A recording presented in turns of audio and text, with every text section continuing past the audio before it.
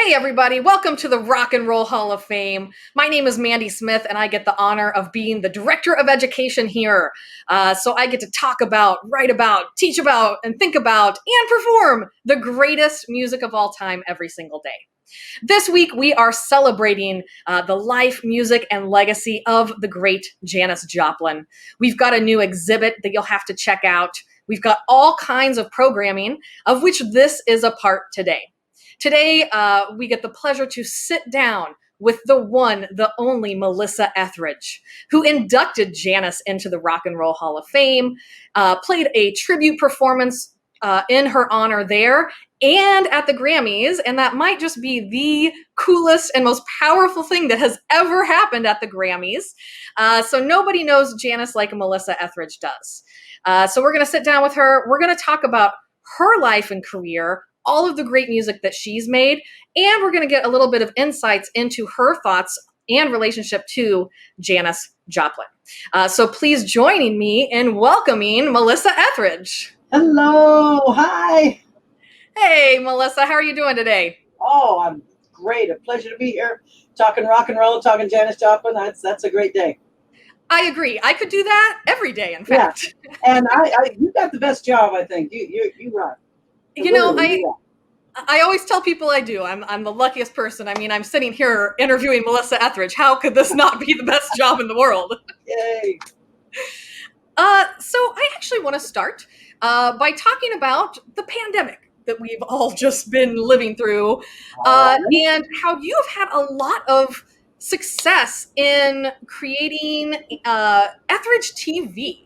Tell us a little bit about what that is, how you sign up, and what you can expect.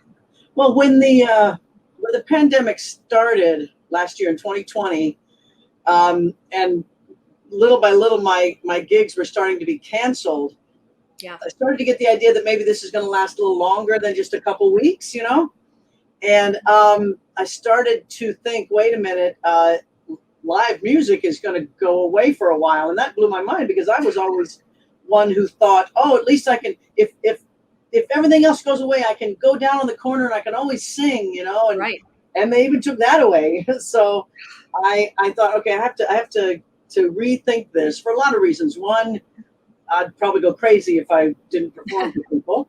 Yeah. And two, I needed to pay the bills, and so we started. I just thought, okay, what can I give people? How can I entertain people and get them to pay for me to entertain them? Because that's kind of been my job. That's the way I've always worked. Right. So first I did a free, I did 58 days on Facebook. And that was really great because it was the beginning of the pandemic and people were alone and scared, and it really created a community. And after that, about a year ago, I got with my management. I said, look, if I provide 5 days of entertainment a week, if I do 3 concerts, and let's say one of them is just cover songs, because I grew up playing in bars, and this is just what I've done, and so I know how to do all this, and then one is like deep tracks of my albums, and then the Saturday night will be just like a concert, like the hits and stuff. And then Wednesday and Friday we do kind of chat show with my wife, and we'll have fun, and we'll show old bootlegs. And I created this thing called Etheridge TV, and it has been very successful. And at first it was $50 a month for 5 days of programming because everybody was home, nobody was doing anything. But now that things are starting to open up, I'm going back on tour in August. Yeah, I know. I'm very excited. It's going to start being once a week in July, and it's only $20 a month. So you get 4 shows. You do 4 with music and talking and stuff. 4 shows for $20. So that's $5 a show. And you can also buy single tickets, but the subscription is really you get a real deal, and you can go to Melissa Etheridge. Go to etheridgetv.com or melissaetheridge.com, either one. Look up the Etheridge TV and sign up. You can You just buy one ticket to one show if you want, or you can buy the subscription. And then when I go out on the road, we're also going to, since we're all smart at this streaming now, this is the garage. This is what we set up. It's actually a bunch of stuff back here, but we set it up, and I've been looping and doing all kinds of stuff and having a lot of fun. But it's really brought me closer to my fans and allowed me to, stay vital in this crazy time. It really has, and it's been impressive to see the community and to see it grow. I think that's what people got the most out of it. I mean, it's killer to see a Melissa Etheridge concert, but people during the pandemic were just, I know I lived alone, and I was like, oh my goodness, this is awful. And these little sort of virtual communities that you could sort of become a part of became just so important. And I hope that as we move into the future, we can, keep the best of both worlds, these great virtual communities and getting back to live stuff. Yeah, that's exactly what we have. We built such a strong community, and it keeps going, and it branches out into different things, and it's a beautiful thing. For sure. So now I want to travel back in time. You mentioned that, if you could do anything, you can always play on a street corner. And I want to go back to the beginning when you were a little kid in a Midwestern town. I actually grew up in the small town Midwest too, Shelbyville, Indiana. You, of course, are from Leavenworth, Kansas. Talk about your childhood and some of those early musical experiences that you had, because you started performing really young. Yeah, well, growing up in the 60s, being a child, I was born in 1961. So the 60s, those first few years of my life was all about the transistor radio, Yeah. and I remember hearing the Beatles in 1964 when I was just a little baby. And I had an older sister, and my parents also had a great taste in music. They had a great, they would play music on the big old Philco thing, and I started to hear Simon & Garfunkel and Aretha Franklin, and they just had a really a great mix of music, and so did the radio station. We listened to a Kansas City radio station, and it was called WHB, and it played everything. I could hear, Tommy James and the Shondells. Then I could hear Tammy Wynette. Then I could hear the Jackson 5. Then I could hear Led Zeppelin. It was just country and pop and rock, all just, and soul music and everything all mixed into one thing. And so I didn't have this idea of genres, it was all good music. So I grew up with that, and was in a talent show at the local plaza when I was 11. And by the time I was 12, there was a local band that was playing. It was country western is what we called it back then, but it was country music. And so from about age 12, 13 till 18, I played in cover bands, and I ended up by the time I was a senior in high school, I had played in cover bands, dance bands. We played pop music, and I played in Kansas City, and I made a good living on the weekends, and I had great experience of playing in front of people and playing with musicians that they weren't, crazy good, but one had been in the band in the 60s called the Flippers. And, they had a little hit. I forget what it was, but he played, and he would teach me, how you talk to an audience, what sort of thing. And so I learned, and I was able then to go, went on to Berklee College of Music, and then went to California. Yeah, and that one of those early country bands, I think, was what, Chuck Hammersmith and the Wranglers. Is that right? That's the first one, Chuck Hammersmith and the Wranglers. And it was basically you and then all these like grown men in this band. That must have been a trip. Yeah, my father would come with me to every single gig. Right. That's the only way I could do it. He was like right by my side. So he was, and they were all so 100% appropriate, and there was never any problems. I just learned so much from really great players too. Really great. That's great. That's another. In doing this research, I found out that you and I have a lot in common, and I also had very supportive parents who, would take me anywhere I needed to go. They let both me and my brother have drum sets in our bedrooms. Come on, That's wild, awesome. right? That's awesome. It was Good great. parents. Good parents. Yeah, for sure. That's it's good to have good parents. You mentioned, yeah, you went out to Berkeley, you went out to California, and then as you're trying to really get your career started, it's in the heyday of hair metal. Yeah. And so, what was it like to be a powerful woman who played guitar, who wrote your own songs, who played acoustic guitar, trying to make it in LA in the 80s? Yeah. I landed in LA in 1982. Hmm. And I thought, oh, I'm going to go down to the Troubadour where Jackson Brown and Fleetwood Mac and James Taylor and all Yeah. these great, Crosby, Stills, Nash. I'm going to take my guitar. I'm going to, acoustic rock. Yeah. And I just show up and it's like Rat Poison and hair and spandex. And I'm like, what happened? What's going on? So Yeah. I had to rethink everything and kind of go to plan B, which wasn't a plan, but I started actually found work in women's bars outside of LA. Yeah, in Long Beach, which I also lived in for a while. Another connection. What's up? Crazy. A great, beautiful area, just right out there on the beach. I bet that was a really fun and exciting time in your life. Really, really fun, really good place to spend my early 20s, Mm, those formative years. And an opportunity to play. I played 5 nights a week for wow. 5 years in about three different women's bars, one in Long Beach, one in Pasadena, and Mhm. Pomona, a couple in LA. But I was able to pay the rent Yeah. and also work on not only cover songs, which I started, but I started incorporating my original material.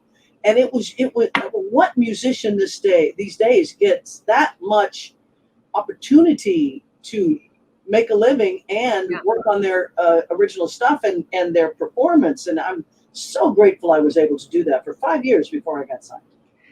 And I think that's why your first record, it sounds like Melissa Etheridge. A lot of people's first records, it sounds formative and like they don't quite have a sound yet. And I know it took a while in the studio to get your sound for that first record. Sort of talk about that experience, that transition of just being a live performer to now having to go into the studio in 1988 and make a record. Yeah, so this is again we're at the height of that '80s sound, and I never really fit in there. Yeah. I always envisioned myself as a Bruce Springsteen sort of Janis Joplin sort of Mhm. artist, and it just didn't fit anywhere. And so when Chris Blackwell of Island Records finally signed me, he saw me in the bar, and that's what he loved. He just Mhm. loved that. That live, that girl, he always said, that girl I saw in the bar.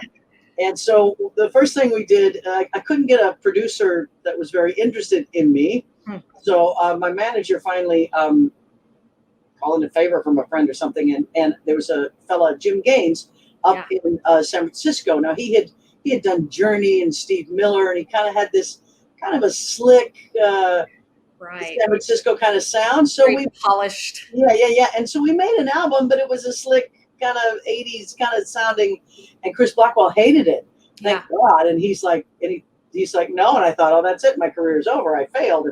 But myself and the drummer Craig Cramp and the bass player Kevin McCormick, we said, look, we know what he wants. Let's go in and let's tell him just give us 4 days, and, 4 days.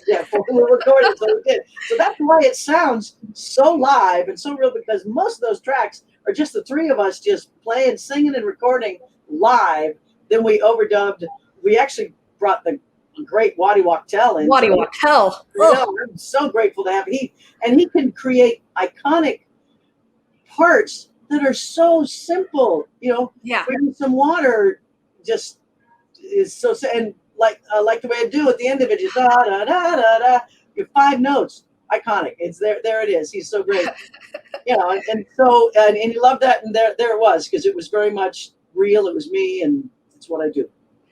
You mentioned like the way I do. One of the things I came upon in my research, maybe my favorite thing I came upon that I didn't know you did, was years later in 1996, you appeared on Sesame Street and you did Like the Way I Do, but it was Like the way you does. yeah, The learning all letter about the U. letter U. Yes, the Christopher Cerf rewrote the lyrics. He's Bennett Cerf's son, and he worked for Sesame Street, and he rewrote it so no one else can spell a great word like umbrella like the way you does, and just being on Sesame Street, having recently come out, and it Yeah. just meant so much to me. Sesame, that's one of my favorite things I've done, is the Sesame Street thing.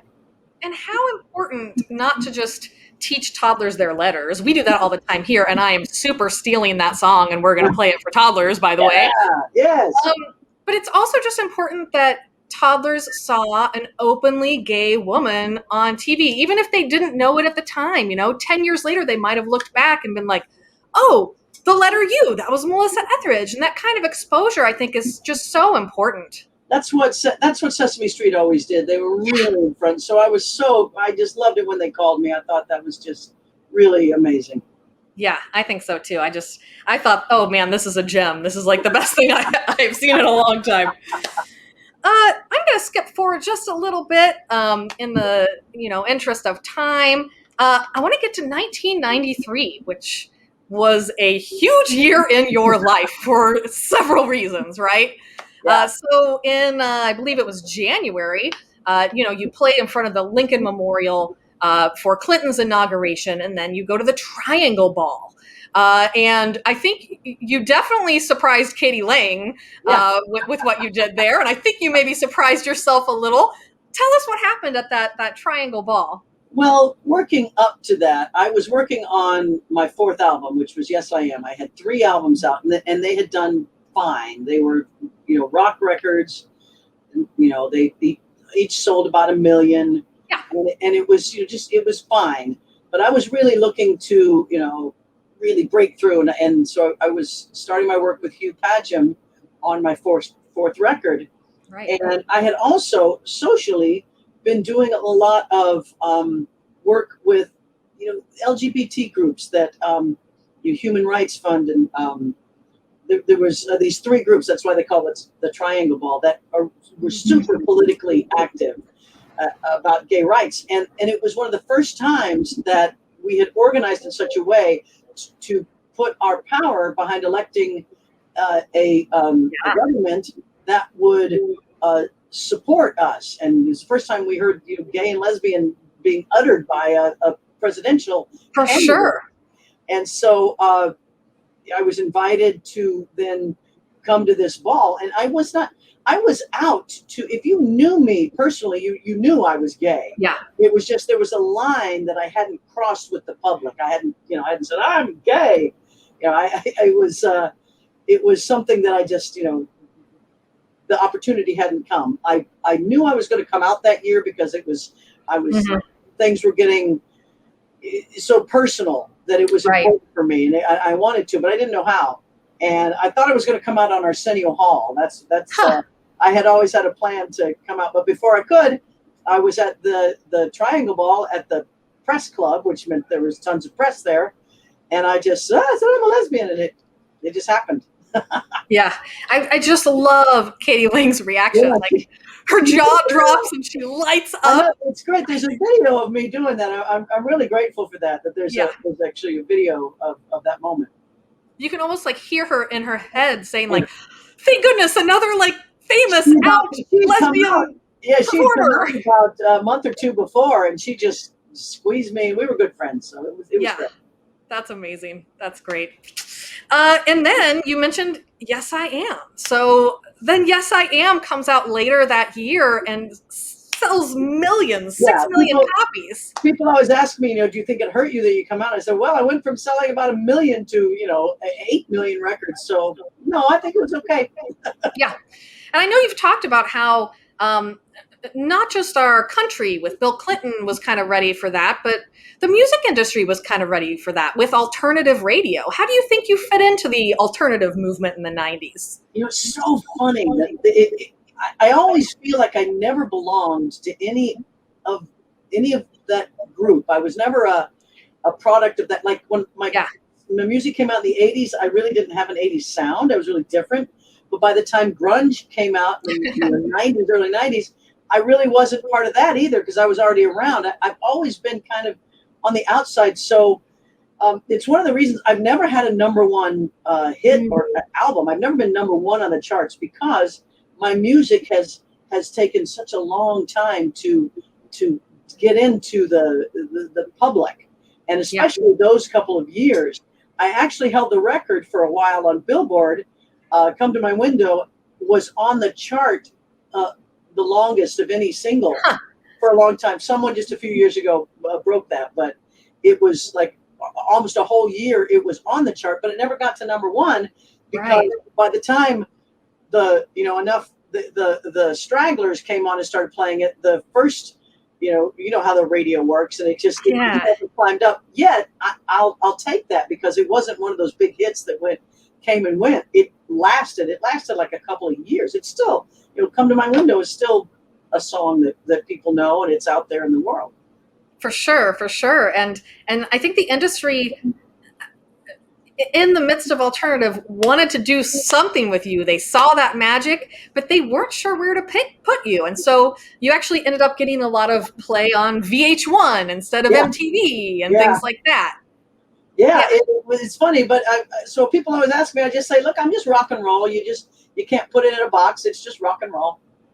Yeah, and that's what makes it kind of timeless. I mean, you talked about listening to the radio when you were a little kid and how that station had all these different genres, and that's kind of what you do. At your center, you're very acoustic guitar based with your very signature, powerful, gravelly voice. But then you're experimenting with electronic drums over here and gospel music over here and doing a bunch of covers of Memphis Stax artists over here. Some country, it's all there, yeah. Yeah, why just not? kind of. I agree. Why not? I mean, here at the Rock and Roll Hall of Fame, we obviously define rock very broadly because it's this big tree that has all these branches that sort of weave in and out of one another, and that's what makes it so powerful. Yep. So, just a couple years after you come out, after Yes I Am comes out, you really start your relationship with us, with the Rock and Roll Hall of Fame. And you induct Janis Joplin at the 1995 ceremony and play the tribute to her. Tell us what that was like and what it meant to you to be able to honor one of your heroes like that. Oh, it was deeply meaningful to me. It was the first time I had been to a Rock and Roll Hall of Fame ceremony. It was the first ceremony that was televised. Right. I remember that. And it was Jan, a winner, head of Rolling Stone and such a big part of the Rock and Roll Hall of Fame.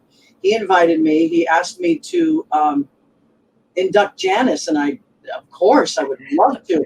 And I didn't really know how that sort of thing went, so I wrote this big old long speech, and then I got to sing "Piece of My Heart," and I remember I did it. I think I did it solo, didn't I? Just me and the guitar. Yeah, because that's the way I'd always played it. And I just wanted to, it meant so much that it was so important that she was in the Rock and Roll Hall of Fame. It was just, she was such a staple and a important part. And to realize, to look at her now and go, yeah, cool.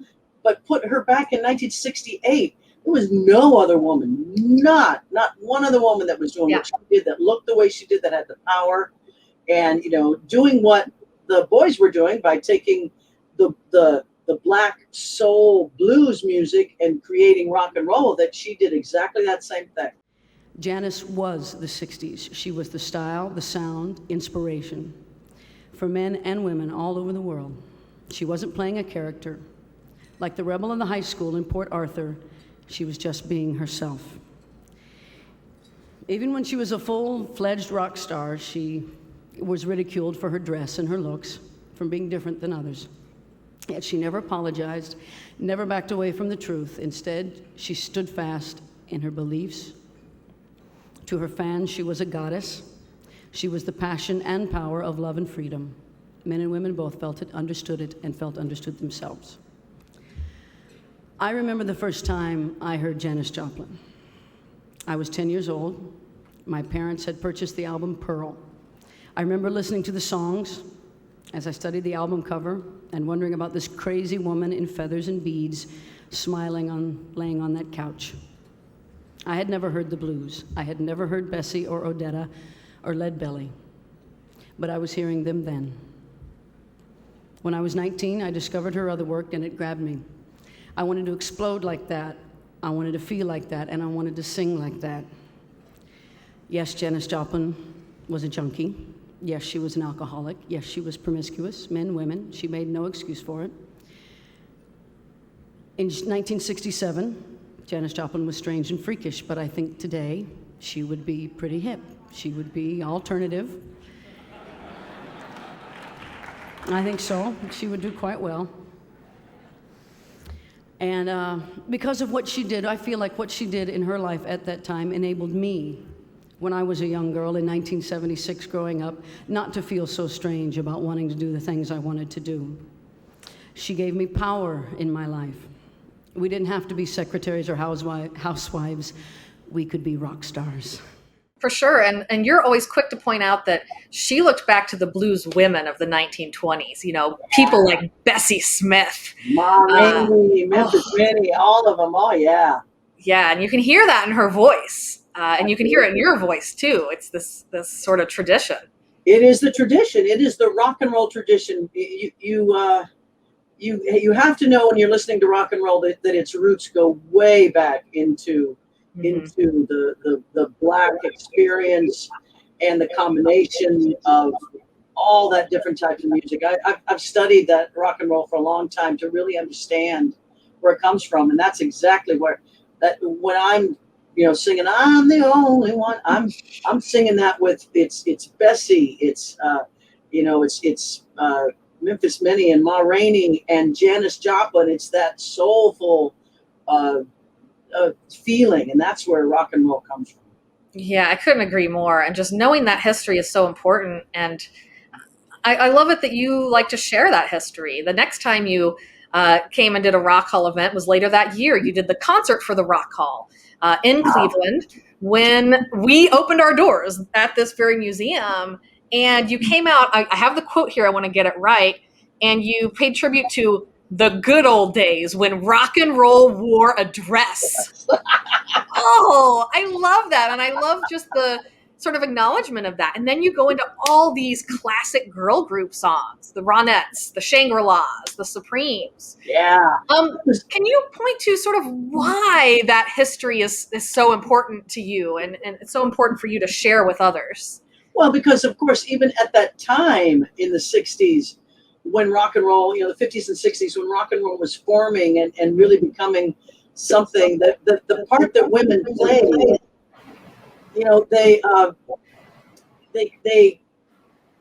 they had to conform to the looks of the times.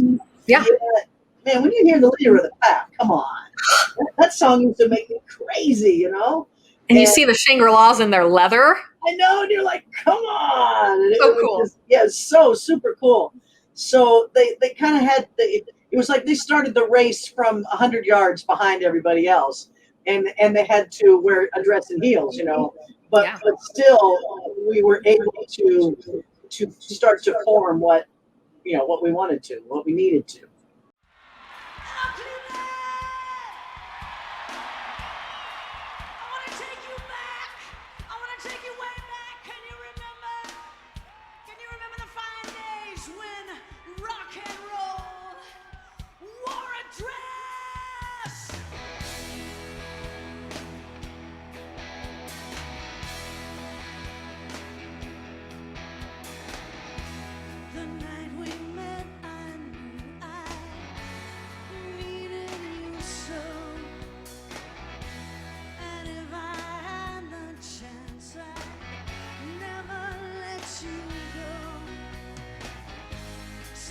You say you love me, I'll make you so proud of me.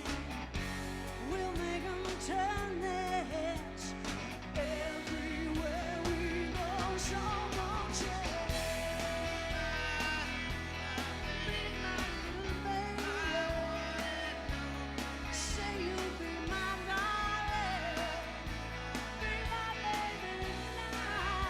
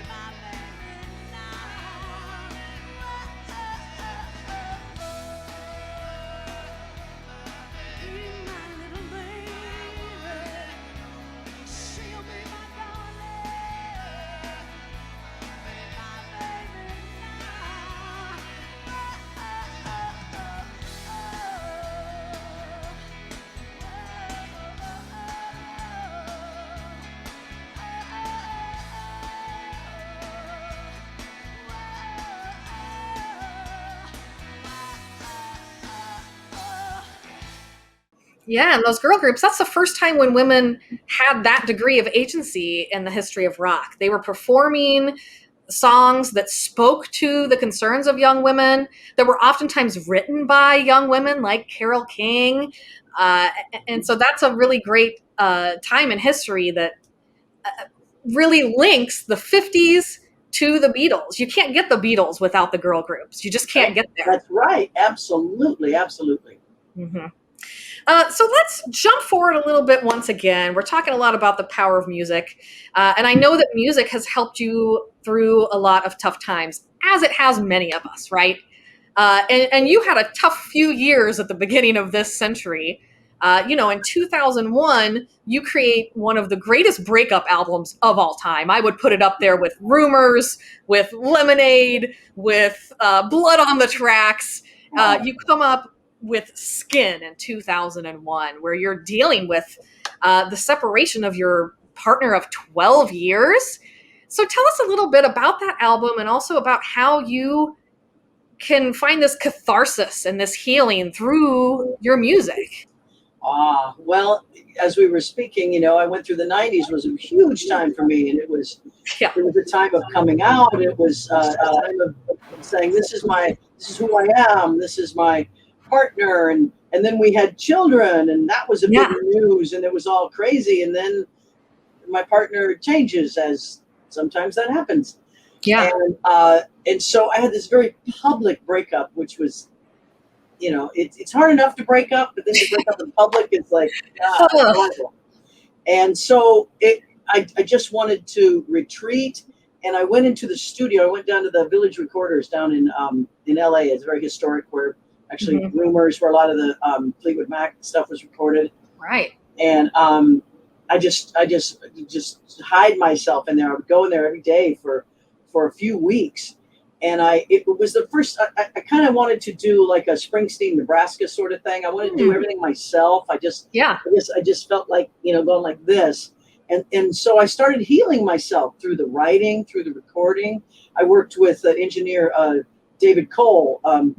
The Pro Tools had just started a sort of digitizing of recording. So I was able to do a lot more than I would have in the past. And I was learning that technology, and I went in there with him, and it really healed me to create this album. And as I went through my own healing, the writing went through it. So I always hope that when one reaches for Skin, when one is going through that painful relationship,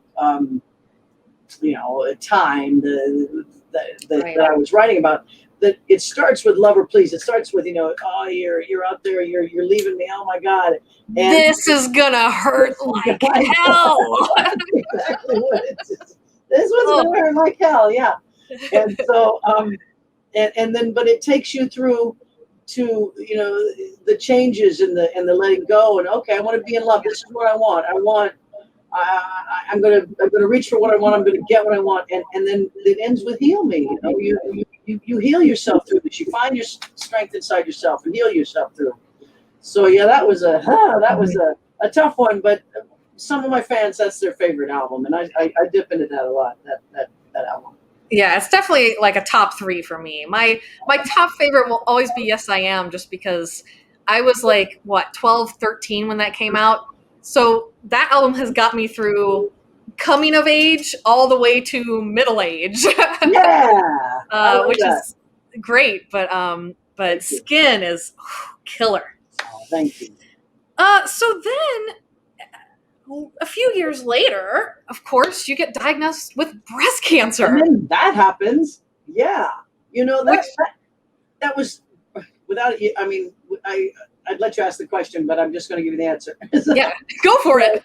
So cancer was really pretty much a culmination of all that experience that I had been going through, and the stress. Oh, the stress that I was putting myself under, and also that time in my career when, and it happens to everyone. It happens to everyone who has a big hit song. Yeah. That time right after is just no man's land. It's like, wait, you think that everything you're going to do is going to be a big hit, but it never works that way. Unless you're the Beatles, and they stopped. See, they were smart. Yeah, Yeah. Not a long career. No, it's very short. But I was under so much stress and was looking for meaning, and Yeah. found a lump in my breast, and went through breast cancer. Ugh. And in that experience, uh, became like spiritually awoke. I learned later that they call it woke now. Yeah. But it was an awakening for me, and regarding my music, myself, my own spirit, just the ability to look at everything and go, whoa, no, I just want to make music. I don't need to I don't have to have that hit song. Music is going to change anyway. Tastes are going to change. They're always going to market to 15-year-olds and 13-year-olds, and that's it. That's just the way it is. So I let go of everything, and I changed, and my music changed, and I just concentrated on. I want to be the best live performer. I want people when they think, they go, oh, on my bucket list, I got to see a Melissa Etheridge show. That's supposed to be one of the greatest shows. That's like my goal. And that was my goal back then, and I feel pretty good about it now. And so, big change in my life. Cancer. Yeah. Was. I actually say it was a gift. Yeah, and I like it that you look at it that way. And of course, it led to what I think is probably the greatest moment that ever happened on the Grammys. Well, one of the greatest moments of my life. Yes. And so you literally have a piece of you taken out, and then you go and pay another tribute to Janis Joplin, and you sing "Piece of My Heart." I can't think of a more just perfect moment. I was on chemo when Ken Ehrlich called my house. He goes, Melissa, we're doing a tribute to Janis Joplin. And I had released my Lucky album, and the song Breathe was up for a Grammy. Right. And so I was nominated, and he said, we're going to do a tribute to Janis Joplin, and we want you to sing Piece of My Heart. And I was in a bad way. Chemo was bad, and mine was super. It was dose dense because I could stay home, and it was just awful. Yeah. And I remember thinking at that point it was about 3 or 4 weeks away, and I immediately I thought to myself, I just don't want anyone else to sing it. I'm going to be right. jealous if anybody else sings it. I have to sing it. So I said, yeah, I'll be there. I'm going to be bald. Mm-hmm. But I'll be there, and just the opportunity to sing a song that I've sung since I was 19. I've been singing that song forever, and the lovely Joss Stone was a part of it with me, and I'll never forget before we went on, I was kind of talking to her, and we were in the room with the band and my band, and I kept saying now, Joss, this is the first time you've performed for a Grammy audience, and they're notoriously just quiet and still, and it's just the worst audience you ever want to perform because they're all dressed up and they don't know what to do and they think they're on TV. And so I said, just don't take anything personally. And then my guitar player, Philip Sace, comes over and he says, Melissa, you don't have any idea what you're about to do. And because he knew that it would be such a warm reception, and that's exactly what happened. The moment I walked out there, it was such an amazing reception, and that to this day does not stop. I swear 2 weeks don't go by that someone doesn't say something about that performance. Wow. And I think my two favorite moments of that performance are, of course, the scream at the end, which is just so guttural and powerful. Very cathartic. That was my first stepping out at the Grammys was my first time in public in 3 months. I hadn't even been out. I hadn't seen anybody. It's been in my room, and just getting up. And as I was performing chemo and I had done radiation that morning, so it really takes your energy down. And halfway through, I started to realize, woo, I'm running out of energy. I gotta save it for that scream. So I kind of tightened everything in, and I was like, I'm just gonna sing it. And when it came to that scream, I just let everything out. It was so cathartic. Oh, that's great. And my other favorite moment is when you sing the line, I'm going to show you that a woman can be tough. You kind of give this little, almost like eye roll, like, do you think I'm tough yet, world? Well, then it was because it was obvious I'm standing there just bald, and hopefully Yeah. people know it's chemo and not like I'm going punk or something. Well, And Joan Rivers didn't know, she right? didn't know at On the all. red carpet. It was so funny. She's like, "Is this a choice?" I was like, "No, I actually am No. going to chemo." And she's like, "Oh, sorry, dear. You win best earrings." I'm like, Yeah. okay. And yeah, so just doing that, and I went back and I saw it, and I go, "Oh my God!" I didn't really realize that I did that. But I was like, "A woman can be tough." Oh my God, what I've been going through. Yeah. Yeah. Yeah. And this sort of change in your sound that you talk about, this I noticed you use the word awakening. And that's literally what you call your next album, The Awakening. And so it's sort of another example of you wearing your heart on your sleeve and saying what you feel through your music. Well, I always felt that that's what rock and roll was. That's the rock and roll I grew up with. That these men and women were writing about what they knew. The confessional lyrics of Joni Mitchell. You know, every Crosby, Stills and Nash song. Every Right. that the Bruce Springsteen singing about, you know, what he knew, the Jersey he knew.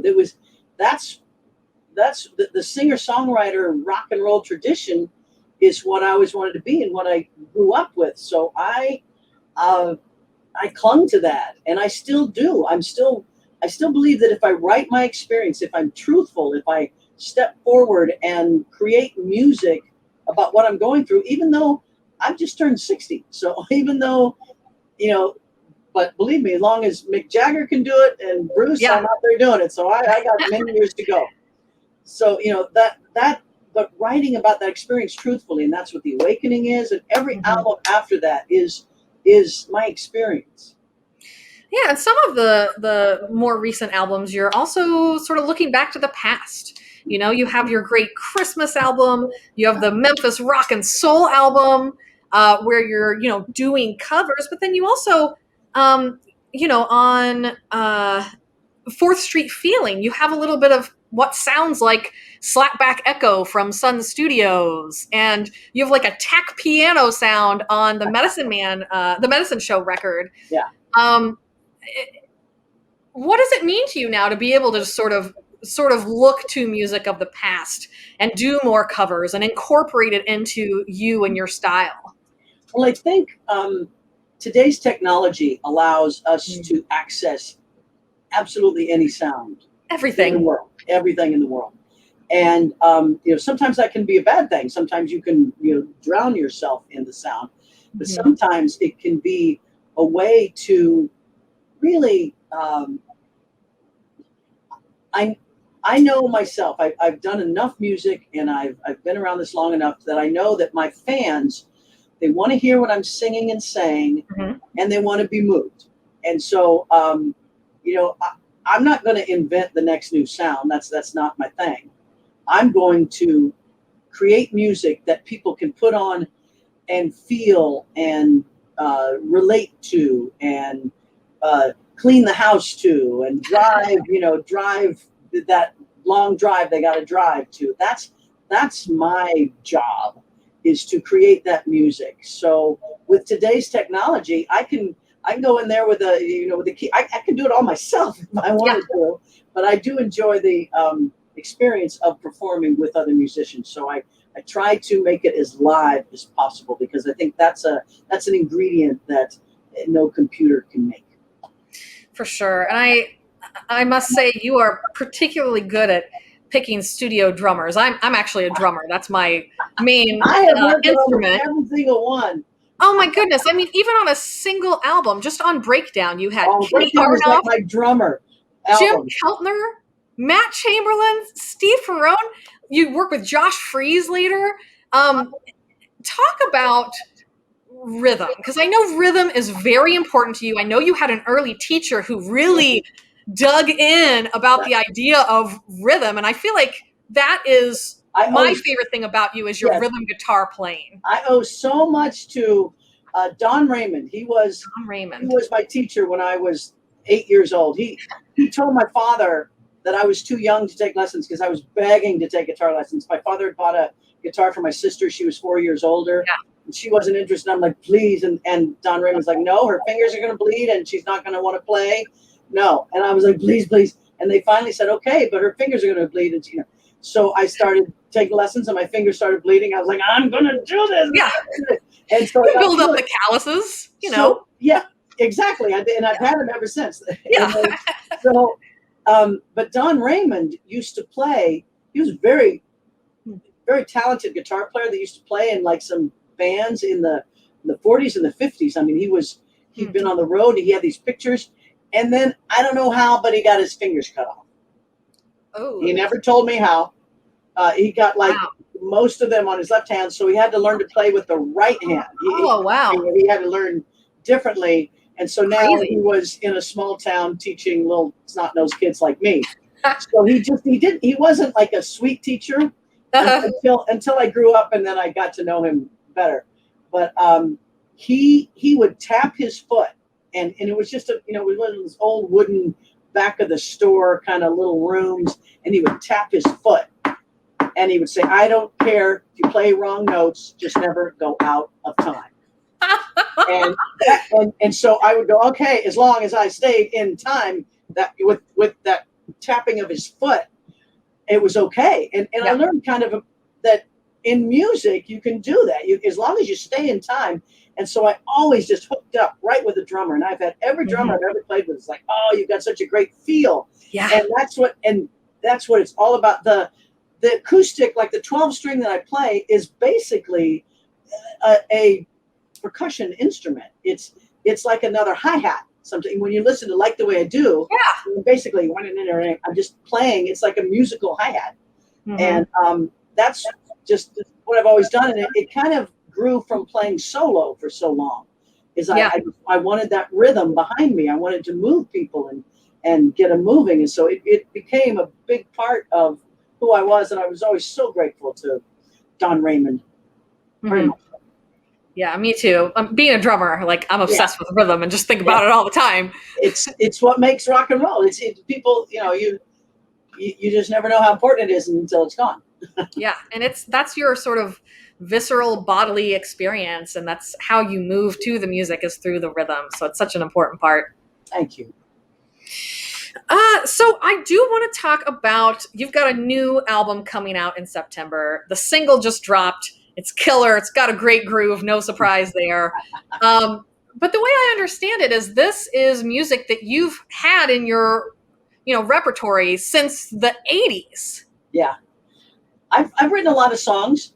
Yeah. And each album, I don't know, I just have. And each album, had the songs that didn't make it.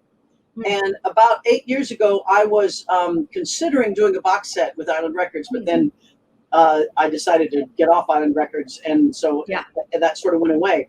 But while I was doing that, I found these old songs that I discarded. But of course now, 20 years later, I'm like, that's a really good song. What was I doing?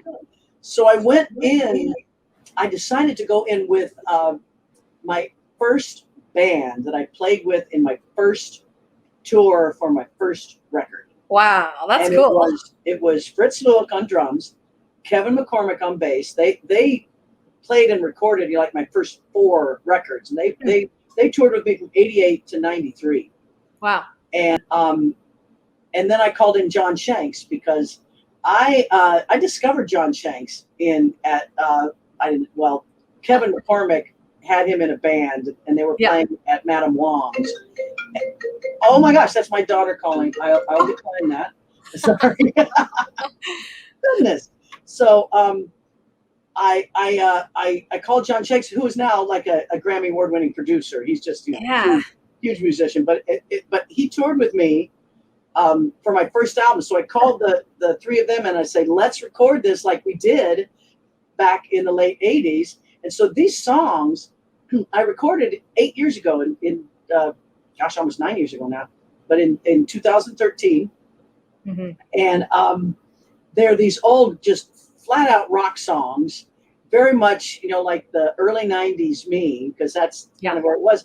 And we recorded them, and then I kind of shelved them because I got new management and went on and did other stuff. And then this year, it was like, wow, I don't have any music to, wait a minute, I've got some music that I put away. I had paid for it. I own the masters. And so BMG was like, let's do this. So we're releasing. I'm so happy because it just rocks like crazy. Yeah, if the first song is any indication, I agree. So I have sort of one last question, and it's a question that we just like to ask artists because we get it a lot here. We obviously have a pretty broad definition of rock and roll. What does rock and roll mean to you? Oh, well, rock and roll is a way of life for me. Rock and roll is a feeling. It's originally to me, and I think it still is. Rock and roll is about being outside of the norm, outside of the comfort of the norm. Rock and roll is, first it was the long hair. Now, who cares what your hair looks like now? Yeah. But back then it was a way of protest. It was a way of being outside. Rock and roll was a way to talk about sexuality. That's where I always felt rock and roll was a big part of what I did because, I was, outside of the norm, with my sexuality. Yeah. And I felt like it really fueled that. So rock and roll has all of those feelings. That's why I think that some of the best rock and roll of today is more your rap and your hip hop because it's pushing that sort of boundary. It's more of a definition than it is really a genre. That's why the Rock and Roll Hall of Fame has so many different artists in it, because these are the artists that pushed those limits, that brought those ideas into our society, and you guys have recognized them for that.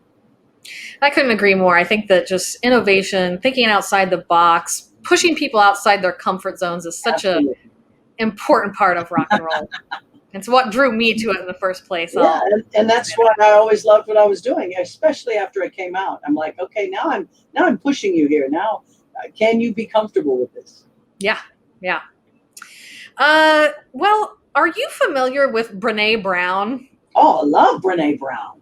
I figured you would. For those of you at home that don't know, Brené Brown is a social worker who studies vulnerability. And she has this great quote on her website that says, "Owning our story and loving ourselves through that process is the bravest thing that we will ever do."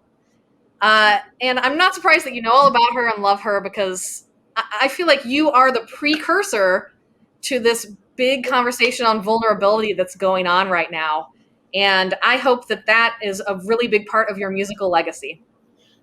Thank you very much. And that is, I tell people that every day. And when musicians say, what can I do? I say, look, you got to be yourself. You got to own who you are. You got to be so willing to show yourself and have the courage to be vulnerable. You've got to do that to be able to then stand out. And with whatever comes, success or failure, you got to be able to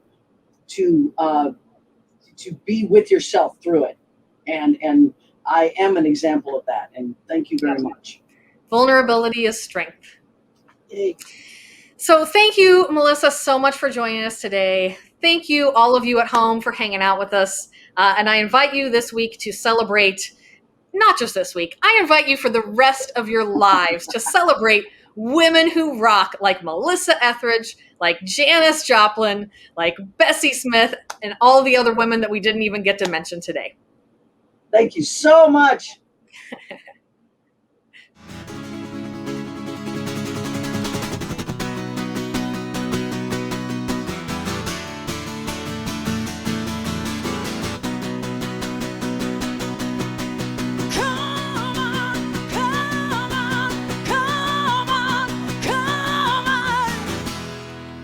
Make you feel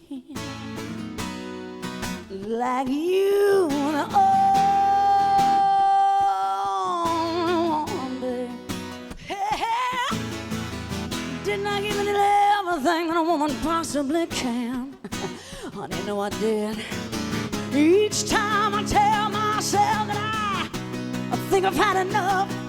Oh, I wanna show you, baby, a woman can be tough. I want you to come on, come on, come on, come on and take it. Take another little piece of my heart.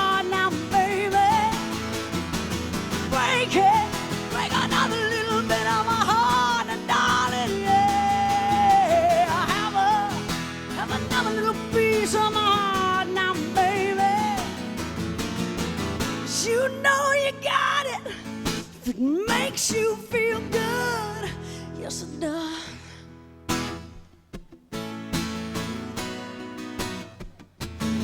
You're out on the street, you're looking good, and honey, deep down in your heart, you know that it ain't right. 'Cause you never, never, never, never healed me when I cried at night. And honey, I cry all the time, and each time I tell myself that I can't stand the pain. You take me in your arms, and I'm singing once again. I want you to come on, come on, come on, come on and take it. Take another little piece of my heart now, baby. Break it, break another little bit of my heart, darling, yeah, yeah. Have another little piece of my heart now, baby. 'Cause you know you got it if it makes you feel good. Yes, it does, baby. Oh, yes, it does, baby. That love can make you feel so. Yeah, that love can make you feel so good and make you do those strange things that can make you do just about anything for that love, yeah, that love. And that's what Janis was talking about, yeah. Come on, baby, yeah. Come on, come on, come on, come on and take it. Take another little piece of my heart now, baby. Break it, break another little bit of my heart, and darling, yeah. Have another little piece of my heart now, baby. 'Cause you know you got it. Why?